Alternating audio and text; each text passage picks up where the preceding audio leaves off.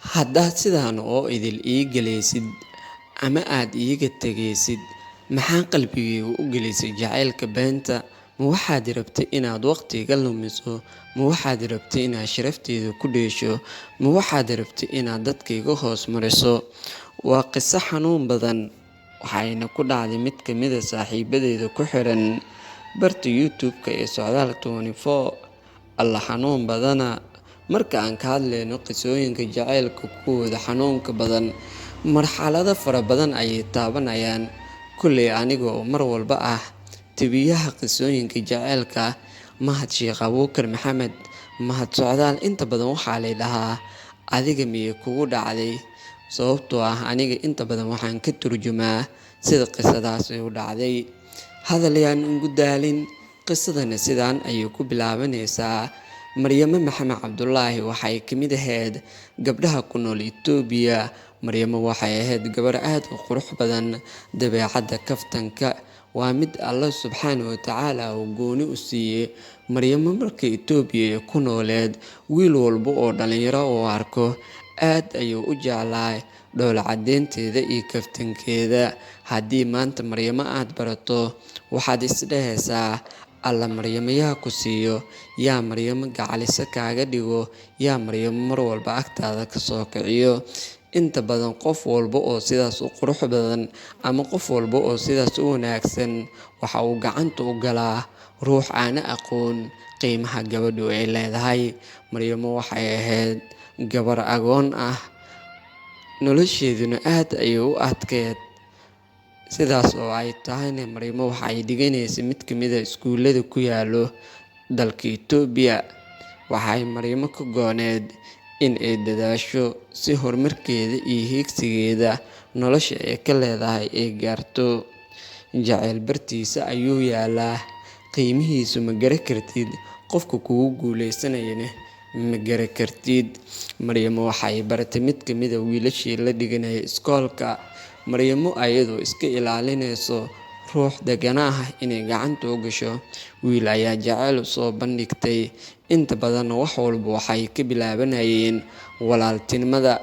Sheekadoodu waxay ka bilaabatay walaaltinimo, halkaas ayay ka wada wadeen. Wixii walaaltinimo la wado, waxaa imaada hooygii galgaceylka ama hooygii caashiqa. Halkaas ayayna jacaylkoodii ka bilaabeen. Maryamo iyo saaxiibkeed waxay dhigteen kalsooni fara badan ayay isku abuureen, sidoo kale jacaylkooda halkaas ayay ka hirgeliyeen.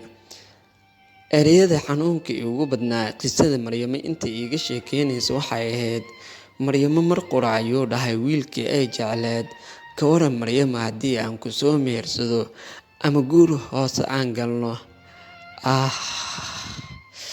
Alla xanuun badana, anuu ugu dhicinaa beerkay xanuuna. Markaas ayay Maryamo waxay samaysay ayay weysay, dhowr mar ayay ka diiday, gurigeedii ayay tagtay, wax ay samaysay ayay aqoon weysay. Laakiin ninkii ay jecleed dhowr mar ayuu ku qasbay. Markii dambena danta waxay biday Maryamo inay samayso guur aan ogeyn ciddeeda. Halkaas ayay isku guursadeen, guurka loo yaqaano khudba siro. Alla xanuun badana. Inta badan dadka lamaanaha markii ay sameeyaan guurka khudba sirada, boqolkiiba waa 99 in guurkaas uu noqdo mid guuleysto. Maryamo sidaas oo ahayd, guurkii ayay samaysay, jawigeedii ayaa isbedelay. Sababtoo ah gabadha markii ay guursatana jir ahaan jirkeedu xataa wuu isbedelayaa. Maryamo oo ah gabar agoon ah, nolosheeduna aad u liidato, aysan jirin qof ka dambeyso. Sidaas oo ay xaaladdu ahaataba, muddo 2 sano ah ayay isqabeen. Markii ay guur hoose isku qabeen, ninka Itoobiya ayuu ka soo tegay asagoo Somaliland soo aaday. Somaliland markii uu soo aaday, muddo ay wada socdeen, Maryamona xaalkii uu ku xumaaday ayay habeen habeenada ka mid ah soo wacday. Laakiin dhacdadii ugu xanuunka badneed waxay ahayd gebi ahaanba markii uu bedeshtay Facebook-giisii iyo lambarkiisii. Iyada oo Facebook iska wareegayso ayay aragtay Facebook oo isticmaalaya, waa ay la hadashay. Waxa ay filanaysay iyo waxa la dhahay laba ayay kala ahaayeen. Alla ciil badanaa muxuu gabadha sidaas ugu gelayaa? Markaas ayuu dhahay, laba mid ayaan kaa rabaa. Midda koowaad oo ah inaad iska soo tuurtid uurka ku jira calooshaada. Maryamo aad ayay u ilmeysay. Markaas ayay dhahday, midaas ma sameyn karo, mana awoodo. Anigu waxaan ahay hooyo u baahan caruur. Shalay markii aad i guursanaysa ama guurka khudbasirada waad rabtay, laakiin maanta uur markii ugu soo baxay maxaa sidaas igu gelaysaa? Sharafteeda ha dilin iyo erayo kale ayay dhahday. Markaas ayuu dhahay, haddii aan ku furo ka waran? Maryamo aad ayay u ooysay, calool xumo ayay dareentay, taleefankii ayay demisay. Halkaas ayaa Maryamo lagu furay. Maryamo iskuulka waxay ahayd fasalka 11aad, wayna kasoo tagtay Itoobiya ayadoo iska imaaday Soomaaliya. Maryamo waxay ka mid tahay gabdhaha ku nool magaalada Muqdisho. Hadda Maryamo xitaa iska daa inay jacayl sameysay, xitaa qof ay aaminayso ma jirto.